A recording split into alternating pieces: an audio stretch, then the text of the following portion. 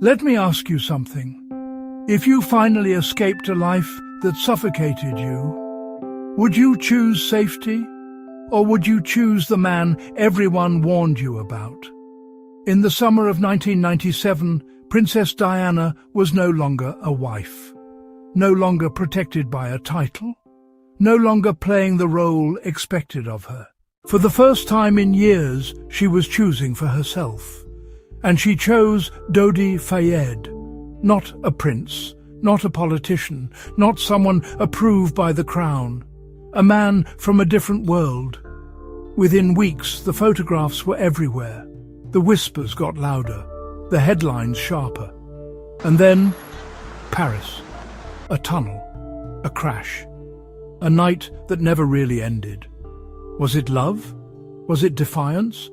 Or was that relationship always destined to shake the monarchy? Because what happened next didn't just break hearts, it broke trust. By 1996, Diana had already lived through the collapse of her marriage to Charles III. The fairy tale had cracked in public. Interviews, confessions, loneliness spoken out loud. She once said there were 3 people in that marriage. After the divorce, she lost the title, Her Royal Highness. But she gained something else. Control. Or at least the illusion of it. For the first time since she was 19, she wasn't being scheduled, staged, or choreographed by palace advisors. But she was still the most photographed woman in the world. Freedom under a microscope. That summer, she was invited onto a yacht in the Mediterranean. The man behind the invitation was Dodi Fayed, son of billionaire businessman Mohammed Al Fayed. Dodi was attentive, lavish, devoted. He gave her space in the form of private jets and secluded decks. But ironically, the more private the setting, the louder the explosion in the press. The images were shocking. Diana laughing freely, barefoot, touching him without hesitation. This wasn't the shy young bride from 1981. This was a woman unguarded, and Britain didn't know what to do with that. This wasn't just about 2 people dating. Diana was the mother of a future king. Every choice she made carried symbolic weight. And now she was with a Muslim Egyptian businessman's son. Outside the aristocracy, outside tradition. Some admired her, some felt uneasy, some in the press framed it as rebellion. Was she trying to make a statement? Was she trying to provoke the monarchy, or was she simply falling for someone who made her feel seen? Friends later said she seemed happy. But happiness and permanence are not the same thing. There were reports of a ring purchased in Paris. Mohammed Al Fayed would later insist they were engaged.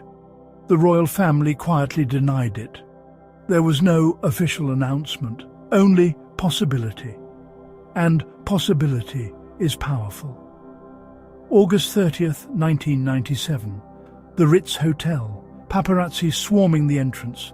Diana had been chased for years, but something about that night felt frantic. Just after midnight, she and Dodi left through a back entrance. They entered a Mercedes. The driver accelerated. The cameras followed. Inside the Pont de l'Alma tunnel, metal collided with concrete. The crash was violent. Dodi died at the scene.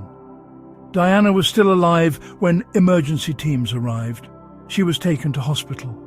For hours, the world didn't sleep. At 4 a.m., she was pronounced dead. She was 36. It felt unreal. Flowers flooded Kensington Palace. Millions wept openly. Strangers hugged in the streets. Something about her death felt unfinished. Investigations later concluded the crash was caused by excessive speed and a driver under the influence of alcohol. No credible evidence of conspiracy was found. But facts do not always calm emotion. People wanted someone to blame, the press, the palace, the system, because it felt impossible that someone so watched could vanish so suddenly. Here's what makes this story linger. Diana and Dodi had known each other only weeks. It was new, still forming, still undefined. No confirmed engagement papers, no public declaration of love, just moments captured on film, smiles, hands intertwined, sunlight on a yacht, and then nothing. The relationship never had the chance to explain itself. It froze at its most intense point. Unfinished love has a strange power. It becomes whatever people need it to be.